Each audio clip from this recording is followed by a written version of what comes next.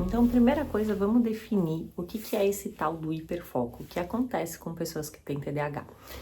As pessoas que têm TDAH, elas têm interesses, e esses interesses são variados, afinal de contas, somos seres humanos e os interesses podem ser diferentes para cada pessoa. Mas quando ela entra em algo que ela tem muito interesse, e eu vou colocar aqui estudo da biologia, tá bom? Então a pessoa gosta muito de estudar a fisiologia, os mecanismos ali de funcionamento do corpo, de como ocorrem essas funções.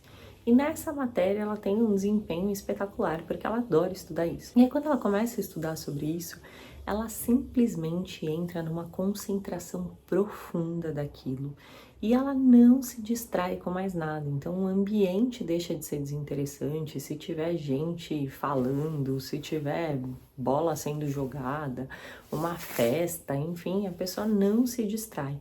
E esse hiperfoco ele pode ser tão profundo que essa pessoa pode esquecer de fazer pausa, ela pode esquecer de ir ao banheiro, ela pode esquecer de tomar água, de comer, por exemplo, porque ela entrou num hiperfoco tão grande, tão intenso e tão profundo que ela simplesmente se deixou levar, ela entrou num estado de flow. E isso é vantajoso, de certa forma, porque ela tem uma hiperprodução, mas de outra forma é desvantajoso justamente por isso, porque ela pode deixar de fazer outras coisas que são essenciais. Por exemplo, ela não tinha só prova de biologia, era biologia e matemática. E ela entrou naquele hiperfoco da biologia que ela adora e esqueceu de estudar matemática, aí são 10 horas da noite e não viu nenhum exercício de matemática. Então, como que a gente pode fazer para usar esse hiperfoco a nosso favor dentro do TDAH, tá? É importante que você saiba, que você tenha consciência de quais são as suas áreas de interesse, aquilo que você ama, quais são as suas paixões, certo? Então, saiba sobre isso, coloque isso, tenha isso em mente.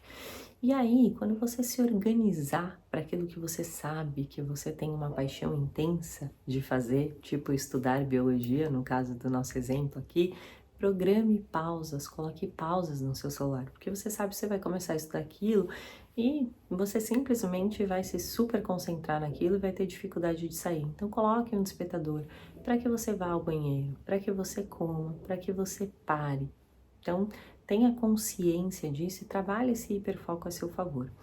Se você quiser se concentrar durante muito tempo, tenha todo o material que você vai precisar em mãos. Então, tô indo estudar, já vou ter caderno, já vou ter caneta, já vou ter borracha, régua, canetinha hidrocor, se eu gosto de pintar, de escrever.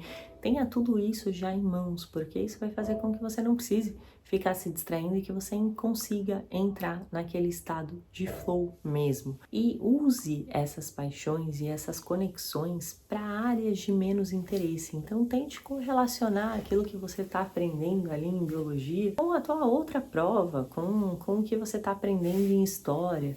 Tente trazer correlações que façam com que as outras coisas também sejam interessantes a partir daquilo que você já gosta, que você já ama, tá? O hiperfoco é uma coisa que acontece de uma forma natural, então a gente não tem como dizer para o cérebro entre em estado de hiperfoco, mas a gente sabe que ambientes que não tem muito ruído, que não tem muita distração, que quando você tem todo o material em mãos, que quando você coloca objetivos bem definidos, metas bem definidas a serem cumpridas, a chance de que esse hiperfoco aconteça é maior. Então usem essas ferramentas para que vocês consigam entrar nesse estado de hiperfoco e performar melhor, sem esquecer de fazer as pausas tão essenciais para que vocês tenham base regulamentar e não deixem de lado todas as questões fisiológicas. Tem gente que desmaia de fome porque passou o dia inteiro sem comer. E isso aí não é producente, tá? É contraproducente. Então, é usar o hiperfoco com consciência. Sabe que tem alguma coisa que é objeto de paixão? Já separa as pausas ali, já coloca despertador, já deixa as coisas em mão, já aproveita e estuda o que você não gosta primeiro, porque você sabe que aquilo que você gosta vai fluir melhor e que você vai precisar de menos energia para fazer.